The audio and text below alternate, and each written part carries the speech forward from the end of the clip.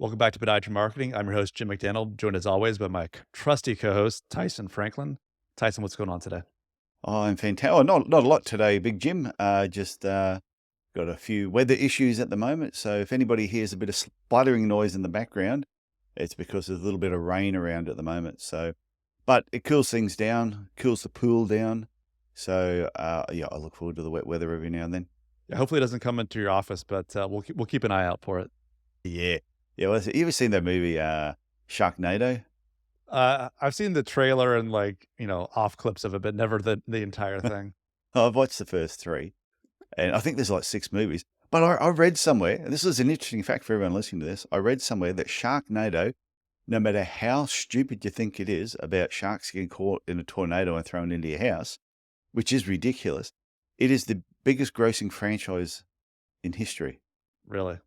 Yeah, you go and Google it. Go and Google it. Someone told me, I went, no, I don't believe you. So I went and Googled it, and it went, yeah, and because it's not just from the dumb movies, but it's the what's that word I'm looking for? Merchandising, the licensing? The merchandise. Yeah, it's a merchandise and the licensing off the back of it and games and everything else. It has just absolutely killed it. So if you're sitting there today and you think, hey, I've got this really silly idea, but someone made Sharknado the movie and someone also invented the hula hoop There you go. and made a lot of money from it, or the pool noodle. Imagine someone sitting there saying to their friends, I've got this idea. I'm going to make this long bit of foam. I'm going to call it a pool noodle. And they're going, oh, that won't work. And now they're sitting on a beach somewhere in Hawaii drinking Mai Tai. And yeah, so I think no idea is too crazy. So we should get on to today's Yeah. subject. So what are we going to jump into today? I want to talk about what we call promotional swag for your podiatry practice or your podiatry business. And swag's all these things that, promotional items that you give out to people. So I went and did a little bit of background research on swag because I'm thinking I thought swag's a really interesting name. I'd never heard, to me, going back 10 years ago, it was always just called promotional items. There was nothing more than just promotional items. And then about 10 years ago, I heard swag for the first time. So I went and looked up the word swag, and it says traditionally it means stuff we all get, which I think is pretty cool. So promotional giveaways used in marketing, but swag also derived from the word swagger, Right. which also means cool. So when you put the two together, you want to develop swag for your podiatry practice that I think is cool. That's the idea of this particular subject. And it was, so because I was going to do this talk, as I said, I did a bit of research, and there was a study that was done, and it said 50% of people who receive useful promotional products that can use them on a daily basis will actually are more impressed with that company, and they look at that company more positively. I think that the word useful there is really, really important. I'm curious Oh to hear yeah. what you think is useful when it comes to swag. I know that I've been to my fair share of conferences and other places, and I still have a bunch of pins from like 20 years ago. But besides that, I can't think of any other piece of swag that really has kind of made the test of time or kind of lasted quite that long. So Yeah, well, I actually did clean out my office the other day, and I threw out a lot of stuff that's just useless. So yes, there are some swags or promotional items that, look, if you're doing a really cheap, crappy key ring, what do we need another key ring? No. So if you're just throwing that in a bag or a really cheap pen, people don't want that sort of rubbish. So you want to make it useful. So some good examples would be a stubby holder, or as you would call them over there, koozies, I think. You mhm. call them koozies? For your Yeah, beverage, that's yeah. funny. Yeah, yeah, see, I speak both languages. So we call them stubby holders because our beer is a stubby. But you could do like cooler bags, which would be very useful. So if you had your podiatry business on the side of a cooler bag, now I'll talk about in a sec about who you were given to, but whether you had shirts, whether it's tote bags, I don't think we need any more coffee cups. I've got a number of mugs around the place that I've got, Work Smarter, Not Harder. I've got one from Headliner. I've got a couple of podcasting ones. So mugs are still useful. People don't throw mugs out. That is one good thing. So if you design a mug, come up with something really cool. But quality water bottles, like this one I got here from Dollarcast. It's a metal one. There we go, sound effects. Nice. And so I think if you're going to do water bottles, depending on where you're going to use them, if you were going to go to a sporting event, you want to do a whole pile of those really cheap plastic ones, that's great, but no one's going to probably use them afterwards. They'll get there. People might use them on the day for water, but they're going to get tossed aside. If I went to a cupboard, yeah, a few years back when my daughter was still at school, probably 30 of them sitting in there. And then one day we just tossed them all out. Yeah, they were just taking up room.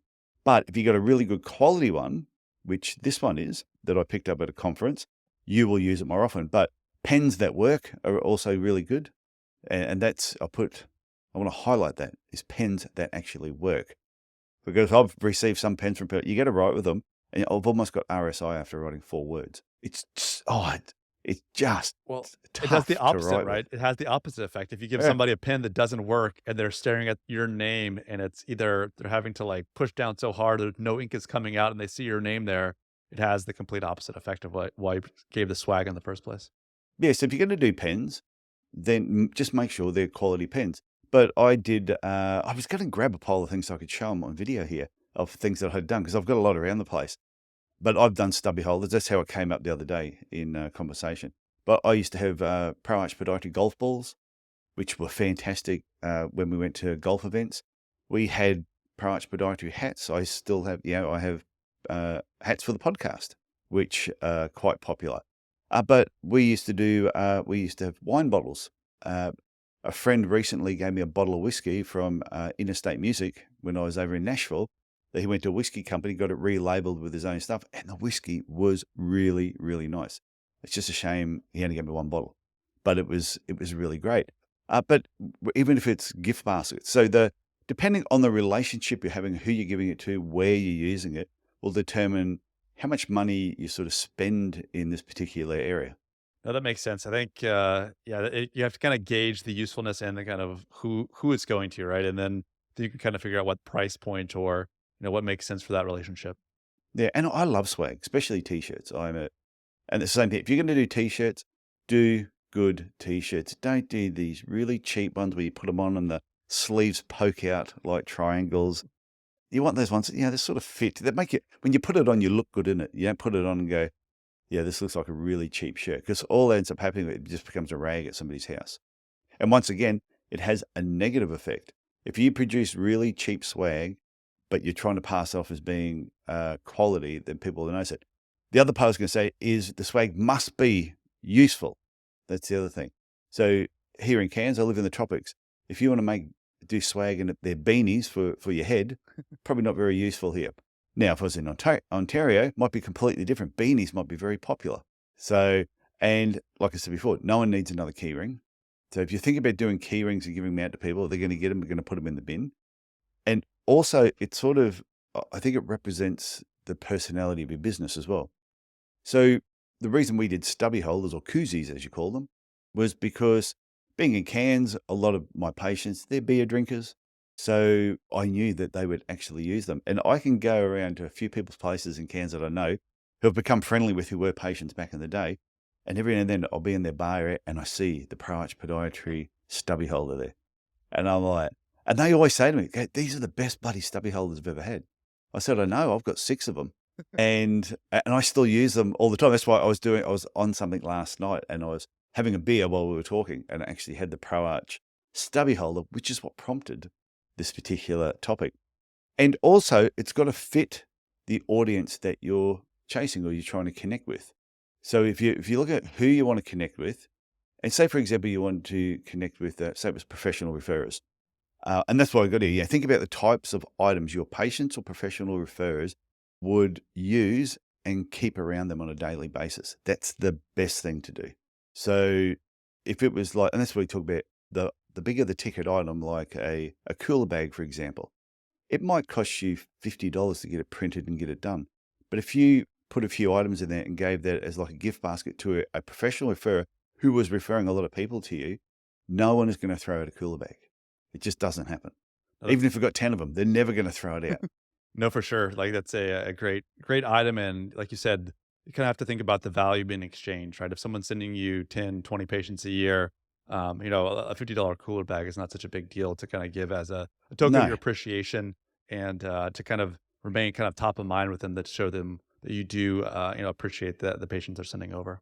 Yeah, and that's why we used to do our own wine bottles. We go to a place, taste a whole pot.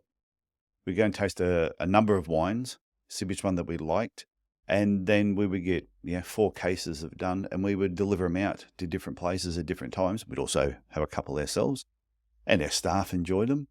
And that's the other part with your team, is your team will enjoy your swag just as much as your patients and referrers.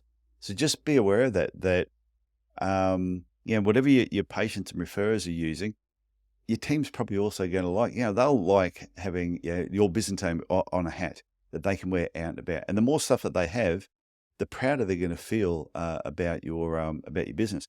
Which I'm going to jump onto something. I was going to talk about this towards the end, but now they just mentioned the team, I think I'll talk about it now. Sure. And it was about improving your team culture. It's just something that I read, it just said the more swag an employee can use on a day-to-day basis, the more they feel that they're part of your team or connected with your business.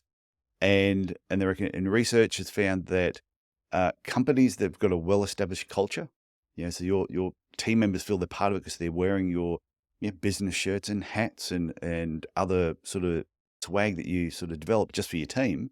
They said a business that's got a better team culture has something like their staff turnover is only like 14%.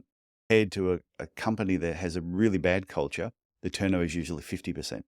But what adds to the team culture is them making them feel like they're part of the business, and swag is actually a way of doing that. I thought it was interesting. That's an interesting study. I think you're right about it can kind of everyone's wearing the same thing. They're all kind of pushing the same direction, and it's almost like a team uniform in a way that really helps them feel like they're a part of something, and they are kind of representing that brand, and they're wearing on their chest. They're maybe have that on their head, or they are using a pin. Just a constant reminder of togetherness and trying to achieve similar goals. Yeah, and I remember, some of the people that used to work with me, and we had our work shirts, but we also had some casual shirts done. We had running hats, and I'd see photos of them online wearing the hat. I'd go to their house, and they'd have 52 of my pens scattered around the house because they'd take one home every single day.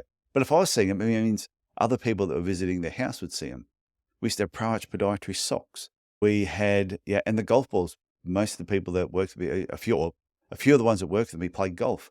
So every now and then, I'd always give them a few golf balls to go and play with. And then I didn't care if they lost them, because if they lose them, usually somebody else finds them, which means straight away. And I remember we'd be out on a golf course on a corporate day, and every day I would just drop a Podiatry golf ball deliberately somewhere where I know it would be found, because I knew that person would pick it up and go, "Oh, Podiatry, 2 feet away from better golf." So, yeah. It's a good tagline. Which that leads on to, what's that? So it's a good tagline. It was a good tagline. And so that leads on to how you're going to distribute your swag once you actually have it. So it could be local events in your community. You might sponsor a certain event, and you might provide 50 hats for a particular event, or for a school, or just something that's actually happening in the community. Might be a face-to-face meeting that you're having with someone, and you leave this information, or you leave the swag behind. You might post something to that person. So if it was say, for example, you went and got bottles of whiskey done, which you can do in every country, you can do this. If you got whiskey done and it was quite nice, then do you have a meeting with them, hand delivered, or do you get it delivered to them somehow by a courier? And all of a sudden it's like a big unveiling in their reception area, if it was for a professional referrer. But we had some patients, they referred so many patients to us. I mean, they were just best word of mouth referrers, and we would always be giving them bottle. They come in, we give them another bottle of wine, and then they would take it home, and then they would take a photo of a bottle of wine that they got from our business. And you can also use them as incentives in different ways. The next point do you want to comment on that at all? I think one thing about distribution, I know in the US, it can be a little tricky with like things being conceived as kickbacks to other providers. So there are Oh, some hell yeah. there are some rules in the US when it comes to providing gifts to other people. It's not that you can't, but I think there's certain rules and stipulations you have to kind of look into before you give too much to somebody else, because it can be seen as an illegal kickback. Yeah, well, how we used to do it, I would always let a professional referrer know, I'm not giving you this gift for that patient. Right. Because to me, that would be like, oh, if you send me 10, you get $10 of whiskey. No, that's not how I did things. But it'd be, I would give them something as a thank you for the overall generosity the support that they've given my business. Yeah, so I agree with that. Yeah. It shouldn't just be, you give me this and I'll give you that. You give me this, I'll give you that. No, It's to no, be that's more not sort of what generalized. I'm I just saying. wanted to bring up that portion of it Yeah. because I think someone might be listening to this like, "Oh, like, then, you're kinda, like, doing the math in your head." No, it's just like it's a token of your appreciation. If you keep it that way, then you'll be okay. Yeah, and it's no different. Like, everybody knows themselves when it's what do they call it? It's the law of reciprocity. When someone does something nice for you, you do something back. So that's how you end up building these working relationships. It's not a bribe; it's a thank you for the support. But I did have a doctor once where I dropped off a bottle of. There were two doctors work at this medical center. I dropped off 2 bottles of wine for them, and one of them actually rang me up and said, "Oh, Tyson, I really don't feel comfortable that you gave me the bottle of wine just because I refer patients. I feel like that's a kickback." And that's exactly what he said. "Oh, no, sorry, Michael. I didn't realize you felt that way." And so I rang Peter, the other doctor there who I was friends with, and said, "Hey, Peter, did you get a bottle of wine?" He goes, "Yeah, thanks for that." I said, "Oh, Michael doesn't want his." He goes, "Silly bastard, I'll take his." He said, "Can I have both of them?" I said, "Yeah, you can have both." He goes, "Okay." So it's how it's perceived from the person. For sure. So if that doctor, the Michael, I never sent anything else to him again because I knew that made him feel uncomfortable. Right. Whereas Peter did not have an issue with it at all. He had no problem with it. For sure. So, but it's a good point that you bring up. Yeah. So the next point was always try and do quality over quantity. Yeah, cheaper items are fine as long as they're really, really useful. So like this metal water bottle that I have no idea how much that cost to do. I don't think it would have been over the top expensive.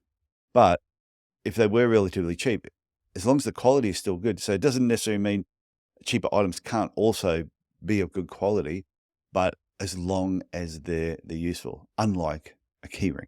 We don't want keyrings. 0 key rings. Never a key ring. Oh, there's all these podiatrists out there go, damn, I just had another 5,000 key rings done. Now, the thing with swag too, it increases your brand awareness. So it keeps your practice or your business and the business name top of mind with your referrers and also with your patients. So that's why if you can find something that they use every day. Now, I have a stapler here that is just a brand name stapler. But if you had a quality stapler done and that person then has it on their desk all the time, and that's why when you walk into a lot of doctors' clinics, you will see branded items all over their desks because suppliers know if they give them something and it's useful and it stays in their eyesight on a regular basis, it's going to be top of mind and there's more chance of actually getting referrals. Yeah, well, for my clients or the podiatrists I work with, I generally provide in the past on Christmas, I've given these kind of Yeti coffee cups, like a really quality premium coffee Oh, cup, yeah. and something they can maybe fill up either at home or on the way, and they just have it sitting in their office, or in their clinic nook, and they're drinking coffee all day, and they have this podiatry growth, really nice premium cup with them that keeps their coffee nice and warm. So it is, yeah, depending on who you're getting the swag for, it can really be beneficial to provide something that is, a little bit more premium. So you do stay top of mind and something they use on a consistent basis. Well, when we first started working together, and because I was doing so much work in the early stages, you sent me 2 whiskey glasses, and I use them all the time. And even though they're not engraved or anything, but they are really, really nice whiskey glasses. And every time I have a whiskey out of it, and even though it doesn't have your name on it, every whiskey I have, I think of you when I'm doing it. Well, yeah. So if my liver ends up having a problem, It's my fault. It's all my I'm gonna you get your can go, medical bills here. Is that what you're trying to set me up for? it's those bloody glasses. If it wasn't how good those glasses are, I wouldn't have kept drinking. But the other good part with certain swag too, if it's used on a daily basis and it's something that's practical, whether it's a t-shirt or whatever it is it's recognized by others when they see it. So it's not just top of mind with your patients and your referrers. If they're keeping it with them and they see it on a daily basis, it means other people are seeing it as well. The next point I want to make is just about with majority of swag, like you can get some really expensive swag or promotional items done, but majority of the time they're low cost and they have a lasting impact. So conform if you compare it to other types of marketing, I think swag is actually quite inexpensive. And once you have it out there, it does last a long time. It's like I picked this water bottle up from Dollar Cast, who are getting a bit of a promotion here. But I picked this water bottle up. They got it in June at the conference. So this is now, 2024. So over 6 months, I've had this water bottle sitting on my desk that I use it constantly all the time. So it's low cost, but it has a lasting impact on me. Not that I need a dollar cast machine at the moment, but if somebody said to me, "Oh, can you think of a shockwave machine?" That's the first one that's going to pop into my head because I've been looking at it every day for 6 months.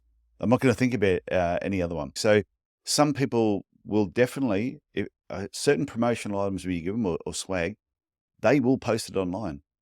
Like when we gave out wine bottles, there were a lot of times where people would post that an image of the wine, and especially if it's got a bit of humour to it, or because we would do these bottles of wine around Australia Day, and we'd say it's the one time of the year it's okay to wear thongs. Now, for North Americans, that's on your feet, not up your bum. If you've listened to this enough times, you probably know the difference by now. If the items that you're giving out, the swag you're giving out, is very useful, some people will even re-gift it to other people. They might not need it themselves. They might have like the coffee mug from Podiatry Growth that they sort of go, "Oh yes, this thing is absolutely, this is my favorite one." But somebody else gives them another one. They go, "Oh, I like it, but not as good as Jim's." Yeah. So then they'll hand it off to somebody else, but it's still out and about. That's the thing. If it's a useful item, and that's the part I want to keep getting back to on this, it's got to be useful. The more useful it is, the more it's going to get used, the more it'll be seen. Swag is also versatile. So you can theme certain products based on a particular event that you're doing, or a product launch, or a service launch. That's how we did the golf balls, because we used to do corporate golf days all the time. So I would invite a few other people, a physio that I knew, a dietitian, and a doctor. We'd all go and play golf together, and I would give them the golf balls for the day. I said, "I don't care how many you lose." But then I'd also, those golf balls, we would give them out boxes of 8, I think it was, as part of the first, second, and third prize for the golf day. Nice. And so tailor it to what you're doing. Like if you're doing tote bags or shirts with got a funny slogan on it, think about where will they be used, and how can they be used. And you might even create something odd, like a squeaky dog toy. Something memorable, huh? Well, yeah, I've got one under here. Dog's not here at the moment. Oh, hang on a sec. Hear that? Yeah. Yeah, that's a squeaky dog toy that's under my desk. And the dog is probably now going nuts outside because I've just started playing with this toy. But if you had a toy like that had your practice name on there, and the person's got a pet, every time that pet squeaks that toy, they're going to remember, oh, that was Pro Arts Podiatry, for example. So sometimes they can just be, they don't have to be mainstream. But if you know someone's got a dog, the dog loves chewing on things, give them a squeaky toy. Well, sometimes things that are a little unexpected can be more memorable, right? If you've gotten a pin from every business in town, it's the squeaky dog toy is going to stand out. So therefore, your practice, or your referral will remember you a little bit better because it is a little bit off the beaten path. Yeah, especially if it's a squeaky foot. Can you imagine a rubber squeaky foot?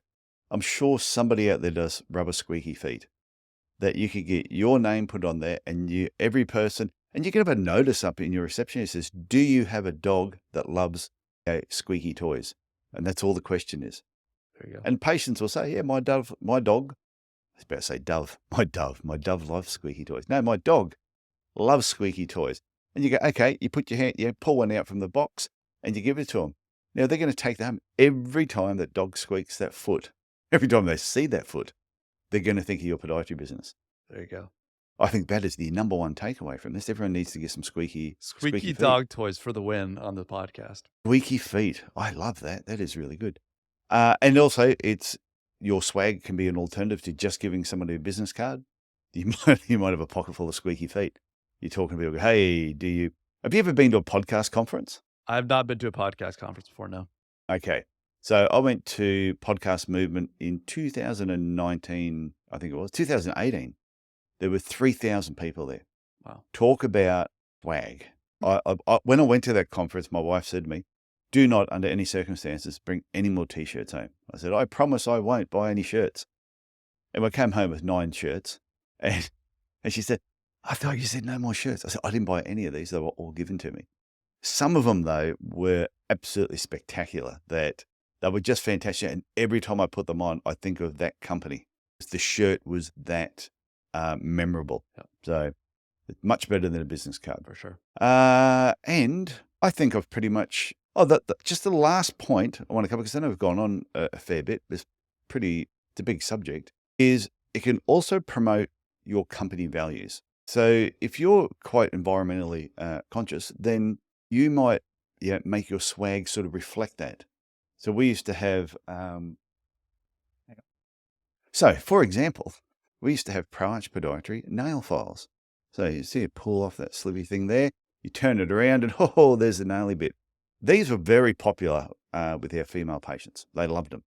But if you're, right into the environment, you might get these made out of something that's biodegradable, or it might be made out of bamboo. I know a dentist that was getting bamboo toothbrushes made because he said the plastic ones that he was getting from Colgate or whichever company was supplying them, well, that's fine, but they got bamboo ones done because it was better for the environment. I've seen people, friends that got, like especially up here in North Queensland, right against plastic straws because of them going up the noses of turtles. One turtle gets a straw up his nose and we all suffer. But anyway, so they developed these metal straws that were collapsible, and it has your business name and everything on there. I did have one around here somewhere. I was going to show it. That's what I mean. I've got heaps of swag around all over the place, and I just could be more prepared next time. But that was the last point. It's just, it can really become part of your business values. If you're right into the environment, then let your patients know that you've developed these things with the environment in mind. It's just not something that's going to become landfill. But So, yeah. I've been looking to Cool. business cards and some other, promotional stuff as I go to some conferences. And you're right, there's a lot of different environmentally friendly options out there these days. So if you want something biodegradable or something that's made of 95% recycled this or that or the other, that's available now. So yeah, there's definitely a lot of options there. Yeah, and if you're doing that, I think it's really important to let your patients know, hey, this shirt was made out of, sort of Bamboo. recycled underwear. I don't know. Yeah, bamboo. Yeah, it's a bamboo shirt. So and especially if you know, and this is where you've got to get to know who your clientele are and then match your swag to actually suit them. It's the same as with your referrers, and it's the same with your team. And so I think you're going to have different swag for different people. I know people that own gyms, for example, like martial arts gyms. They've got certain clothing and swag that their members will wear, but their team has other swag that they have that looks slightly cooler than I think what the members get. And I'll be trying to score one, but but you see their team that's there, and they have a really, really good culture as well. I don't know if anyone that's ever joined the gym, they're over in Philadelphia, Dragon Gym, give them a shout out, and Exton in Pennsylvania. I'd never hear of them talking about team members leaving because I think they have such a great team culture, but they also have a massive amount of swag that goes with their business. And I've got a few of their shirts and other things, and I love wearing their gear. Even my wife says to me, geez, you look good in that shirt. Fantastic. So I'll wear it more often. Yeah. Okay, Jim, I think I've just about covered that. But like I said, it's one of those topics that I just absolutely love. So I can tell you're a swag t-shirt guy. You got to have that swag, and it definitely brings the joy to your eye. I can see just the way you're talking about it and the look in your eye right now. So yeah, I'm a swag hoe. There's worse things, I guess. Oh, it is. And I know some podiatrists. Carly O'Donoghue, who's that a few people may have heard that name before, and who would know. And she just says the same thing. I just love swag. She goes, I just can't get enough of it. As long as, and the more useful it is, the more we like it. And I'm sure we're not the only ones. Probably not. Okay, Jim. I look forward to talking to you next week. What are we going to talk about next week anyway? We can do a prelude. What is it? A prelude or an open loop? It's going to be something regarding photography. Oh, okay. I look forward to it. Okay, well, I'll talk to you next week. Sounds good, Tyson. Bye now. Okay, see ya.